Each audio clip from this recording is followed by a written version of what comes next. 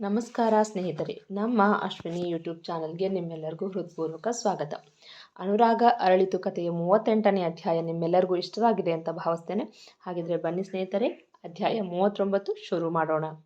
ದಿನಗಳು ಸದ್ದಿಲ್ಲದೆ ಸಾಗಿದ್ದವು. ನೀಲ್ ಮತ್ತು ಪೂರ್ಣಿಮಾ ಬಾಳಲ್ಲಿ ಯಾವ ಬದಲಾವಣೆಯೂ ಇರಲಿಲ್ಲ. ನೀಲ್ ಪೂರ್ಣಿಮಾಗೆ ಯಾವ ಕಾಟ ಕೊಡದೆ ವಾರವೇ ಕಳೆದಿತ್ತು. ಮನಸ್ಸಲ್ಲಿ ಅವಳ ಬಗ್ಗೆ ಕೋಪ, ಅಸಮಾಧಾನ ಇದ್ದೇ ಇತ್ತು. ನನ್ನ ಕಾರಲ್ಲಿ ಬರೋದು ಬೇಡ ಅಂದರೆ ನಮ್ಮದೇ ಇನ್ನೊಂದು ಕಾರಲ್ಲಿ ಬರ್ತಿದ್ದಾಳೆ. ತಾತ ಏನಾದರೂ ಅವಳು ಸಪೋರ್ಟ್ ಮಾಡದೇ ಇದ್ದಿದ್ರೆ ದಿನ ಇವಳಿಗೆ ನಟರಾಜ ಸರ್ವಿಸ್ ಮಾಡಿಸ್ತಿದ್ದೆ. ಮೊದಲೆಲ್ಲ ಮೆತ್ತಗೆ ನಾಯಿ ಮರಿ ಥರ ಇದ್ದವಳು ಈಗ ತಾತನ ಸಪೋರ್ಟ್ನಿಂದ ಹೆಚ್ಕೊಂಡು ಬಿಟ್ಟಿದ್ದಾಳೆ ಮಾಟಗಾತಿ. ಮನೆಯಲ್ಲಿ ತಾತ ಮತ್ತು ಮಂಗಳಮ್ಮನ ತನ್ನ ಬುಟ್ಟಿಗೆ ಹಾಕ್ಕೊಂಡಿದ್ದಲ್ದೆ ಇಲ್ಲಿ ಆಫೀಸಲ್ಲೂ ಇವಳು ಗುಣಗಾನ ಕೇಳಬೇಕು. ಆ ಯಾದವಂತೂ ಯಾವಾಗ ನೋಡಿದ್ರೂ ಇವಳನ್ನು ತಿನ್ನೋ ಥರ ನೋಡ್ತಿರ್ತಾನೆ. ಇವಳಿಗೆ ಮೈ ಮೇಲೆ ಇಷ್ಟನೇ ಇಲ್ಲ ಎಂದು ಕೋಪ ಮಾಡಿಕೊಂಡಿದ್ದ. ಅದನ್ನು ಆಗಾಗ ಪೂರ್ಣಿಮಾ ಮೇಲೆ ತೋರಿಸುತ್ತಿದ್ದ. ಪೂರ್ಣಿಮಾ ಅಕೌಂಟ್ ಸೆಕ್ಷನ್ನಲ್ಲಿನ ಎಲ್ಲ ಕೆಲಸ ಕಲಿತುಕೊಂಡಿದ್ದಳು. ಈಗ ಯಾದವ್ ಸಹಾಯ ಇಲ್ಲದೆ ಎಲ್ಲ ಕೆಲಸನೂ ಮಾಡುತ್ತಿದ್ದಳು. ಯಾದವ್ಗೆ ಪೂರ್ಣಿಮಾನ ನೋಡಿದ ಮೊದಲ ದಿನದಿಂದ ಅವನಿಗೆ ತುಂಬಾ ಹಿಡಿಸಿದ್ದಳು. ಅವಳ ನಡೆ, ನುಡಿ, ಅವಳ ರೂಪ, ಬುದ್ಧಿ ಎಲ್ಲವೂ ಹಿಡಿಸಿತ್ತು. ಆದಷ್ಟು ಬೇಗ ಅವಳಿಗೆ ತನ್ನ ಮನಸ್ಸಿನ ಮಾತನ್ನು ಹೇಳಬೇಕು ಎಂದು ಸರಿಯಾದ ಸಮಯಕ್ಕೆ ಕಾಯುತ್ತಿದ್ದ. ಇಂದು ಮಧ್ಯಾಹ್ನ ಲಂಚ್ ಟೈಮಲ್ಲಿ ತನ್ನ ಪ್ರೀತಿಯನ್ನು ಹೇಳಿಕೊಳ್ಳಲೇಬೇಕೆಂದು ತೀರ್ಮಾನ ಮಾಡಿದ್ದ. ಸ್ನೇಹ ಮೇಲ್ಸ್ ಚೆಕ್ ಮಾಡ್ತಿರ್ಬೇಕಾದ್ರೆ ಇಂದು ಚಡ್ಡಾ ಕಂಪನಿಯಿಂದ ಬಂದ ಮೇಲ್ನ ಓದಿ ಖುಷಿಯಿಂದ ಆ ಮೇಲ್ನ ನೀಲ್ಗೆ ತೋರಿಸೋದಕ್ಕೆ ಎಂದು ಅವನ ಕ್ಯಾಬಿನ್ಗೆ ಬಂದಳು. ಸರ್, ಒಂದು ಗುಡ್ ನ್ಯೂಸ್ ಇದೆ. ಚಡ್ಡಾ ಕಂಪ್ನಿಯಿಂದ ಒಂದು ಆಫರ್ ಬಂದಿದೆ ಎಂದು ಆ ಮೇಲ್ನ ತೋರಿಸಿದಳು.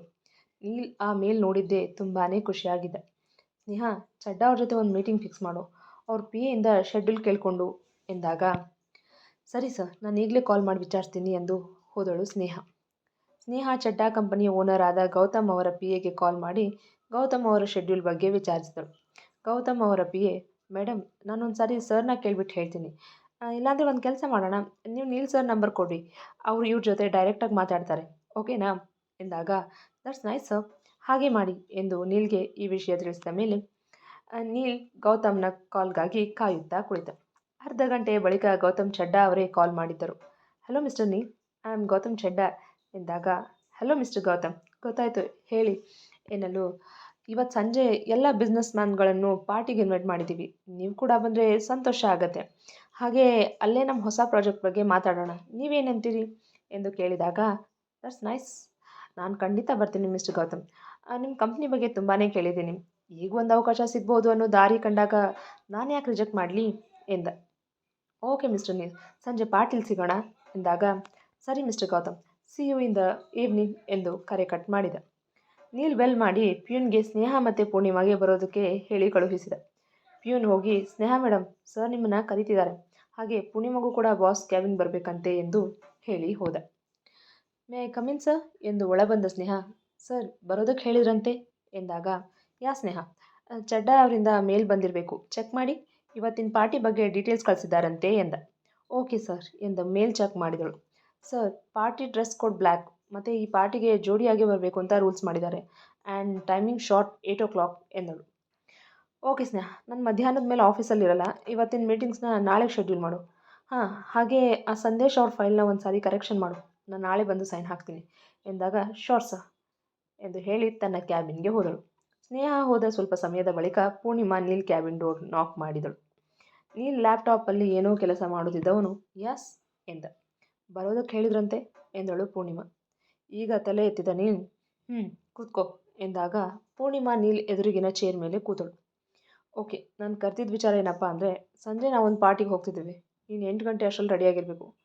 ಡ್ರೆಸ್ ಕೋಡ್ ಬ್ಲ್ಯಾಕ್, ನಿನ್ನ ಹತ್ರ ಬ್ಲ್ಯಾಕ್ ಗೌನ್ ಇದೆ ತಾನೇ, ಇಲ್ಲಾಂದರೆ ಬ್ಲ್ಯಾಕ್ ಕಲರ್ ಬೇರೆ ಥರದ ಪಾರ್ಟಿ ವೇರ್ ಇದೆ ಅಲ್ವಾ ಎಂದು ಕೇಳಿದಾಗ, ಸಾರಿ ನೀಲ್ ಅವರೇ, ಬ್ಲ್ಯಾಕ್ ಕಲರ್ ಯಾವ ಬಟ್ಟೆನೂ ನನ್ನ ಹತ್ರ ಇಲ್ಲ ಎಂದಾಗ, ಕರ್ಮ ಎಂದು ಹಣೆ ಚಚ್ಚಿಕೊಂಡ ನೀಲ್. ಓಕೆ ಫೈನ್, ನಿನ್ನ ಕೆಲಸನ ಯಾದವ್ಗೆ ಒಪ್ಸಿ ಬಾ, ಸ್ವಲ್ಪ ಶಾಪಿಂಗ್ ಮಾಡೋಣ ಎಂದ. ಸರಿ ಎಂದು ತಾನು ಮಾಡುತ್ತಿದ್ದ ಕೆಲಸವನ್ನು ಯಾದವ್ಗೆ ಒಪ್ಪಿಸಿ ನೀಲ್ ಹತ್ತಿರ ಬಂದಳು.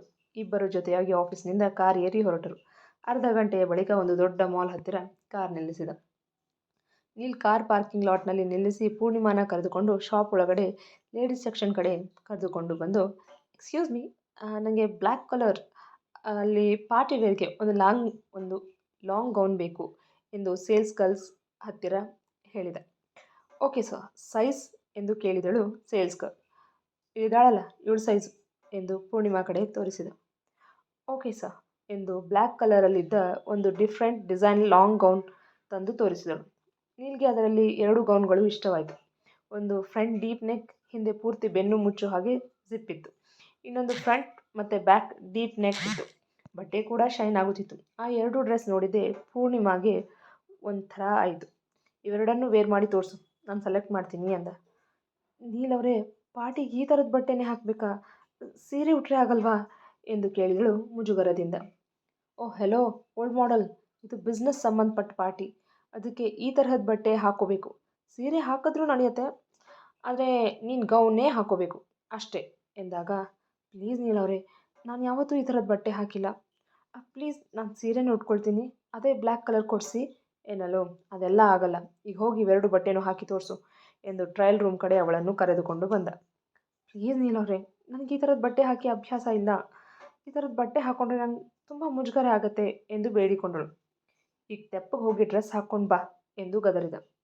ಪ್ಲೀಸ್ ನೀಲವ್ರೆ, ನಾನು ಮಾತ್ರ ಈ ಥರದ ಡ್ರೆಸ್ ಹಾಕಲ್ಲ, ಬೇಕಿದ್ರೆ ಸೀರೆ ಉಟ್ಕೊಳ್ತೀನಿ ಎಂದಾಗ, ಓ ಹೆಲೋ ಮೇಡಮ್, ಯಾಕೆ ನನ್ನ ಕಂಡೀಷನ್ ಮರ್ತು ಹೋಯ್ತಾ ಹೇಗೆ, ನಾನು ಹೇಳಿದ ಬಟ್ಟೆನೇ ಹಾಕೋಬೇಕು ಅನ್ನೋದು ಎಂದು ಕೇಳಿದಾಗ, ಪ್ಲೀಸ್ ನೀಲವ್ರೆ ಎಂದು ಮತ್ತೆ ಗೋಗರಿದಳು. ಈಗೇನು ಹಾಕೊಂಡು ತೋರಿಸ್ತೀಯೋ ಅಥವಾ ಇಲ್ಲಿಂದಾನೇ ರೈಟ್ ಹೇಳ್ತೀಯೋ ಎಂದು ಕೇಳಿದಾಗ, ಸರಿ ಕೊಡಿ ಹಾಕೊಂಡು ತೋರಿಸ್ತೀನಿ ಎಂದಳು ಅಸಹಾಯಕತೆಯಿಂದ. ಗುಡ್, ಹಾಗೆ ಬಾ ದಾರಿಗೆ, ನೀನು ಬೇಡ ಅಂದರೆ ನಾನು ಅದನ್ನೇ ಹಾಕಿಸ್ತೀನಿ ಕಣೆ ಎಂದ ವ್ಯಂಗ್ಯವಾಗಿ ನಗುತ್ತಾ. ನೀಲವ್ರೆ, ಒಂದು ಮಾತು, ಮದುವೆ ಆದ ಹೆಣ್ಣು ತನ್ನ ಸೌಂದರ್ಯನ ತನ್ನ ಗಂಡನಿಗೆ ತೋರಿಸ್ಬೇಕೇ ಹೊರತು ಊರವರಿಗೆಲ್ಲ ಅಲ್ಲ.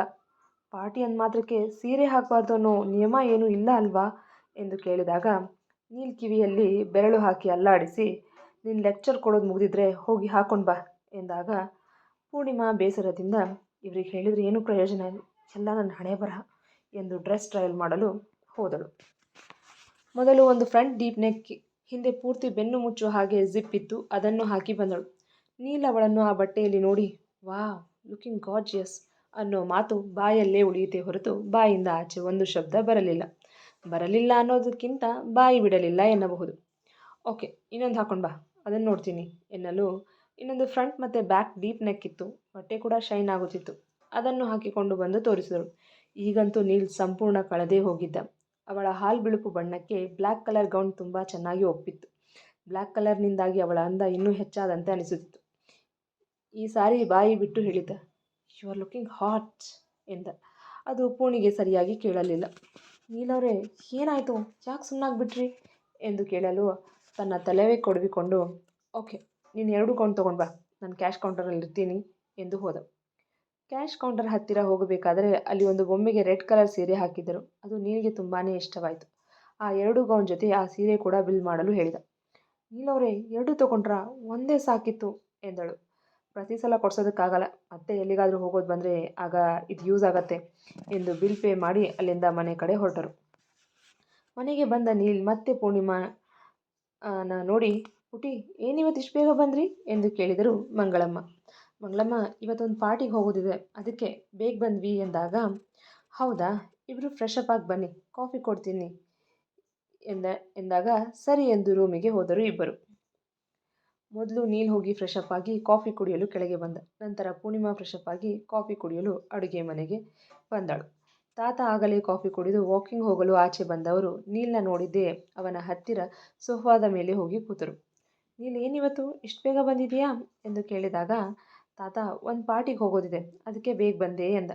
ಅಫಿಷಿಯಲ್ಲ ಇಲ್ಲ ಪರ್ಸನಲ್ ಪಾರ್ಟಿನಾ ಎಂದು ಕೇಳಿದರು. ತಾತ, ಅಫಿಷಿಯಲ್, ಗೌತಮ್ ಚಡ್ಡಾ ಅಂತ ಅವ್ರು 1,000 ಮನೆಗಳನ್ನು ಬಡವರಿಗಾಗಿ ಕಟ್ಟಿಸ್ಕೊಡ್ತಾ ಇದ್ದಾರೆ. ಅದ್ರ ಪ್ರಾಜೆಕ್ಟ್ನ ದಿ ಬೆಸ್ಟ್ ಕಂಪ್ನಿ ಕೊಡಬೇಕು ಅನ್ನೋದು ಅವ್ರ ಆಸೆ. ಅದಕ್ಕೆ ತಮಗೆ ಬೇಕಾದ ಕೆಲವು ಕಂಪನಿಗಳನ್ನು ಪಾರ್ಟಿಗೆ ಇನ್ವೈಟ್ ಮಾಡಿದ್ದಾರೆ. ಅದು ನೋಡೋದಕ್ಕೆ ಫ್ಯಾಮಿಲಿ ಪಾರ್ಟಿ ಥರ ಇರುತ್ತೆ, ಆದರೆ ಅದು ಬಿಸ್ನೆಸ್ ಪಾರ್ಟಿ. ಅಲ್ಲಿ ಚರ್ಚೆ ಮಾಡಿ ತಮ್ಗೆ ಇಷ್ಟ ಆಗೋ ಕಂಪ್ನಿ ಕೊಡ್ತಾರೆ. ಅದಕ್ಕೆ ಹೋಗ್ತಾ ಇರೋದು. ಹತ್ತತ್ರ 3 crore ಪ್ರಾಜೆಕ್ಟ್, ಅದಕ್ಕೆ ಹೋಗ್ತಾ ಇರೋದು. ಈ ಪ್ರಾಜೆಕ್ಟ್ ಏನಾದರೂ ನಮ್ಗೆ ಸಿಕ್ಕರೆ ನಮ್ಮ ಕಂಪ್ನಿಗೆ ಇದೊಂದು ದೊಡ್ಡ ಮೈಲಿಗಲ್ಲು ಆಗುತ್ತೆ ತಾತ ಎಂದ ಖುಷಿಯಿಂದ. ಒಳ್ಳೆಯದು ನೀಲ್, ಹೋಗ್ಬಾ, ಆಲ್ ದ ಬೆಸ್ಟ್ ಎಂದು ವಿಶ್ ಮಾಡಿದಾಗ, ಥ್ಯಾಂಕ್ ಯು ತಾತ ಎಂದ ನೀಲ್. ಸರಿ ನೀಲ್, ನಾನು ಸ್ವಲ್ಪ ವಾಕ್ ಹೋಗಿ ಬರ್ತೀನಿ ಎನ್ನಲು, ಓಕೆ ತಾತ, ನಾನು ಇನ್ನೇನು ಹೊರಡ್ತೀನಿ ಎಂದು ಹೇಳಿ ತನ್ನ ರೂಮಿಗೆ ಹೋದ. ಪೂರ್ಣಿಮಾ ಅದಾಗಲೇ ರೂಮಿಗೆ ಹೋಗಿದ್ದಳು. ಮೊದಲು ಸ್ನಾನ ಮಾಡಿಕೊಂಡು ಬಿಡ್ತೀನಿ, ಆಮೇಲೆ ಲೇಟ್ ಆದರೆ ನೀಲವ್ರು ಬೈತಾರೆ ಎಂದು ಸ್ನಾನಕ್ಕೆ ಹೋದಳು. ನೀಲ್ ತಾತನ ಜೊತೆ ಮಾತನಾಡಿ ರೂಮಿಗೆ ಸ್ನಾನ ಮಾಡಿ ಪಾರ್ಟಿಗೆ ರೆಡಿಯಾಗಬೇಕು ಎಂದು ಬಂದವ ಕಬೋರ್ಡ್ನಿಂದ ಟವಲ್ ತೆಗೆದುಕೊಂಡು ಬಾತ್ರೂಮ್ ಬಾಗಿಲು ತಳ್ಳೋದಕ್ಕೂ ಪೂರ್ಣಿಮಾ ಸ್ನಾನ ಮಾಡಿ ಆಚೆ ಬರೋದಕ್ಕೂ ಒಂದೇ ಸಮಯ ಆಗಿತ್ತು. ಇಬ್ಬರು ಒಬ್ಬರಿಗೊಬ್ಬರು ಡಿಕ್ಕಿ ಹೊಡೆದರು. ಪೂರ್ಣಿಮಾ ಡಿಕ್ಕಿ ಹೊಡೆದ ಫೋರ್ಸ್ಗೆ ಬಿದ್ದೇ ಬಿಟ್ಟೆ ಎಂದು ಗಟ್ಟಿಯಾಗಿ ಕಣ್ಮುಚ್ಚಿದಳು. ನೀಲ್ ಅವಳನ್ನು ಬೀಳದಂತೆ ಗಟ್ಟಿಯಾಗಿ ಹಿಡಿದುಕೊಂಡಿದ್ದ. ತಾನು ಬೀಳದಂತೆ ಗಟ್ಟಿಯಾಗಿ ಹಿಡಿದಿರುವುದು ಅನುಭವಕ್ಕೆ ಬರುತ್ತಿದ್ದ ಹಾಗೆ ಬಿಟ್ಟವಳ ಎದೆ ಬಡಿತ 100ರ ಗಡಿ ದಾಟಿದೆ. ನೀಲ್ ಸ್ಪರ್ಶದಿಂದ ಮೈಯಲ್ಲಿ ಮಿಂಚಿನ ಸಂಚಾರ. ಭಯ ಮತ್ತು ಗಾಬರಿಗೆ ಅವಳ ಕಣ್ರೆಪ್ಪೆಗಳು ಪಟಪಟ ಬಡಿದುಕೊಳ್ಳುತ್ತಿದ್ದವು. ತುಟಿಗಳು ಅದರುತ್ತಿದ್ದವು. ಕ್ಷಣಕಾಲ ಇಬ್ಬರ ಕಣ್ಣುಗಳು ಸಂಧಿಸಿದವು. ನೀಲ್ ಕೂಡ ಈ ಭಾವನೆಗಳ ಹೊರತಾಗಿರಲಿಲ್ಲ. ಅವನ ಮೈಯೆಲ್ಲ ವಿದ್ಯುತ್ ಸಂಚಾರ ಆದ ಹಾಗೆ ಆಯಿತು. ಆಗ ತಾನೇ ಮಿಂದು ಬಂದಿದ್ದರ ಪರಿಣಾಮ ಅವಳ ಮೈಯಿಂದ ಬರುತ್ತಿದ್ದ ಸೋಪಿನ ಘಮಕ್ಕೆ ಮೈ ಮರೆತು ಅವಳಲ್ಲೇ ಕಳೆದು ಹೋಗಿದ್ದ. ನೀಲ್ನ ಕದಲದ ನೋಟಕ್ಕೆ ಪೂರ್ಣಿಮಾ ಮುಖದಲ್ಲಿ ಲಜ್ಜೆ ಆವರಿಸಿ ಕೆನ್ನೆಗಳು ಕೆಂಪಾಗಿದ್ದವು. ನಿಧಾನಕ್ಕೆ ರೆಪ್ಪೆ ಭಾಗಿಸಿದಳು.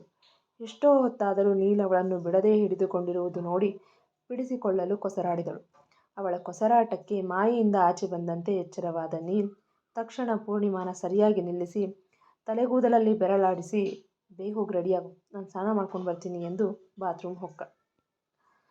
ಪೂರ್ಣಿಮಾ ಡ್ರೆಸ್ಸಿಂಗ್ ರೂಮ್ಗೆ ಹೋಗಿ ಬಾಗಿಲು ಹಾಕಿಕೊಂಡು ಅದಕ್ಕೆ ಒರಗಿ ಎದೆ ಮೇಲೆ ಕೈ ಇಟ್ಟುಕೊಂಡು ಏದುಸಿರು ಬಿಡುತ್ತಾ ಅದರ ಬಡಿತವನ್ನು ಸ್ಥಿಮಿತಕ್ಕೆ ತಂದುಕೊಂಡು ರೆಡಿಯಾಗಲು ಹೋದಳು.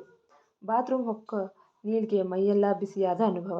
ಶವರ್ ತಿರುಗಿಸಿ ಅದರ ಕೆಳಗಡೆ ನಿಂತ ನೀಲ್ಗೆ ಪೂರ್ಣಿಮಾ ಮುಖವೇ ಕಣ್ಮುಂದೆ ಬಂತು. ಛೇ, ಇದೇನಾಗ್ತಿದೆ ನನಗೆ? ಯಾವತ್ತೂ ಮೂಡದೇ ಇರುವಂಥ ಭಾವನೆಗಳು. ಅವಳು ನೋಡಿದ್ದೆ ಕಳೆದೇ ಹೋಗ್ಬಿಟ್ಟಿದೆ. ಎಷ್ಟೋ ಹುಡುಗಿಯರ ನೋಟ ಸ್ಪರ್ಶಕ್ಕೆ ಯಾವತ್ತೂ ನನ್ನ ಮನಸ್ಸು ಸ್ಥಿಮಿತ ಕಳ್ಕೊಂಡಿಲ್ಲ. ಇವತ್ತ್ಯಾಕೋ ಬೆಳಗ್ಗೆಯಿಂದ ನನ್ನಲ್ಲಿ ನಾನಿಲ್ಲ ಅನ್ನಿಸ್ತಿದೆ ಎಂದುಕೊಂಡ. ಪೂರ್ಣಿಮಾ ಪಾರ್ಟಿಗೆ ಹೋಗೋದಕ್ಕೆ ಇನ್ನೂ ಟೈಮ್ ಇದ್ದುದರಿಂದ ಟಾಪ್ ಲೆಗಿನ್ಸ್ ಹಾಕಿ ಆಚೆ ಬಂದು ಬಾಲ್ಕನಿಯಲ್ಲಿ ನಿಂತು ತಲೆ ಕೂದಲನ್ನು ಒರೆಸಿಕೊಳ್ಳುತ್ತಿದ್ದಳು. ನೀಲ್ ಸ್ನಾನ ಮಾಡಿ ಆಚೆ ಬಂದು ಕನ್ನಡಿ ಮುಂದೆ ನಿಂತು ತಲೆ ಒರೆಸಿಕೊಳ್ಳುತ್ತಿರುವಾಗ ಬಾಲ್ಕನಿಯಲ್ಲಿ ನಿಂತು ತಲೆ ಒರೆಸಿಕೊಳ್ಳುತ್ತಿದ್ದ ಪೂರ್ಣಿಮಾಳನ್ನೇ ರೆಪ್ಪೆ ಬಡಿಯದೆ ನೋಡುತ್ತಿದ್ದ. ಮೊದಲ ಬಾರಿ ಅವಳನ್ನು ಅಷ್ಟೊಂದು ಗಮನಿಸಿದ್ದ. ಹಾಲ್ಬಿಳುಪು ಬಣ್ಣ, ದುಂಡು ಮುಖ, ಬಟ್ಟಲು ಕಂಗಳು, ಕಾಮನ ಬಿಲ್ಲಿನ ಹಾಗೆ ಬಾಗಿರುವ ಹುಬ್ಬುಗಳು, ತುಂಬುಗಲ್ಲ, ನೀಳ ನಾಸಿಕ, ಗುಲಾಬಿ ತುಟಿಗಳು, ರೇಷ್ಮೆಯಂಥ ಕೂದಲು ಅವಳ ನಡು ದಾಟಿ ಬೆಳೆದಿದ್ದವು. ನೀಲ್ಗೆ ಒಂದು ಕ್ಷಣ ಯಾವ ಮೇಕಪ್ ಇಲ್ಲದೆ ಇಷ್ಟೊಂದು ಸುಂದರವಾಗಿರೋದಕ್ಕೆ ಹೇಗೆ ಸಾಧ್ಯ ಎಂದು ಅನ್ನಿಸಿದ್ದು ಸುಳ್ಳಲ್ಲ. ಅವನ ಮನಸ್ಸು ತುಂಬ ಮುದ್ದಾಗಿದ್ದಾಳೆ, ಥೇಟ್ ದಂತದ ಗೊಂಬೆಯೇ ಸರಿ ಎಂದ ಹಾಗಾಯಿತು. ಅವನ ಮುಖದಲ್ಲಿ ಮಂದಹಾಸ ಮೂಡಿತು. ಮರುಕ್ಷಣವೇ ಅವನ ಬುದ್ಧಿ, ನೀಲ್ ಏನೇನೋ ಯೋಚನೆ ಮಾಡಬೇಡ. ಯಾಕೆ ಅವಳು ಹಾಕಿದ ಚಾಲೆಂಜ್ ಮರ್ತು ಹೋಯ್ತಾ? ಅವಳು ಬೇಕು ಅಂತ ನಿನ್ನ ಟೆಂಪ್ಟ್ ಮಾಡ್ತಿದ್ದಾಳೆ, ಮರಳಾಗಬೇಡ ಎಂದು ಬುದ್ಧಿ ಅವನಿಗೆ ಹೇಳಿದ ಹಾಗಾಯಿತು. ತಕ್ಷಣ ತನ್ನ ತಲೆ ಕೊಡವಿಕೊಂಡು ಡ್ರೆಸ್ಸಿಂಗ್ ರೂಮ್ ಹೊಕ್ಕ. 10 ನಿಮಿಷದಲ್ಲಿ ರೆಡಿಯಾಗಿ ಆಚೆ